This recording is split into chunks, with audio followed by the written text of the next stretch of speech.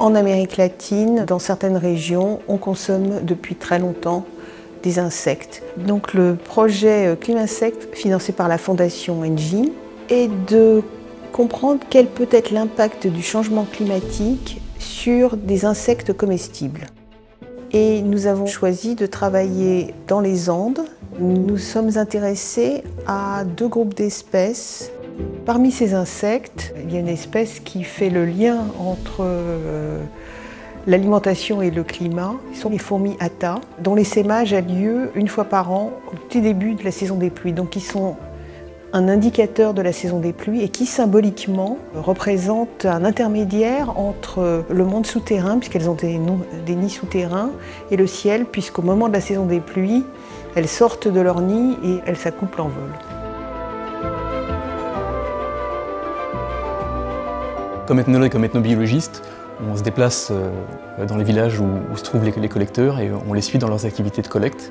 Donc on remonte les filières, on va sur les marchés, on discute avec les vendeurs et puis les vendeurs nous mettent en contact avec des intermédiaires, puis avec des collecteurs. Et on se rend dans les villages de ces collecteurs et on les interroge en fait sur les conditions environnementales de la collecte et les changements qu'ils observent par rapport à leurs activités passées et présentes.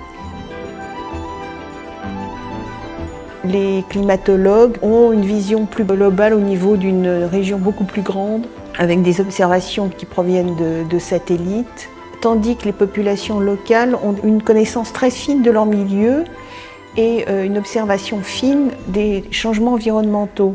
Et donc ça peut être intéressant pour des recherches ultérieures et pour des politiques environnementales d'allier ces différentes approches.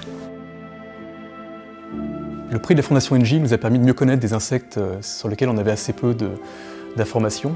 Il nous a aussi permis de développer un réseau de collaborateurs scientifiques, notamment des écologues et des ethnologues nationaux. Il nous a permis aussi de jeter les bases d'une comparaison à travers ces collaborations sur plusieurs pays pour mieux comprendre sur la durée ces changements et leurs effets sur les populations d'insectes.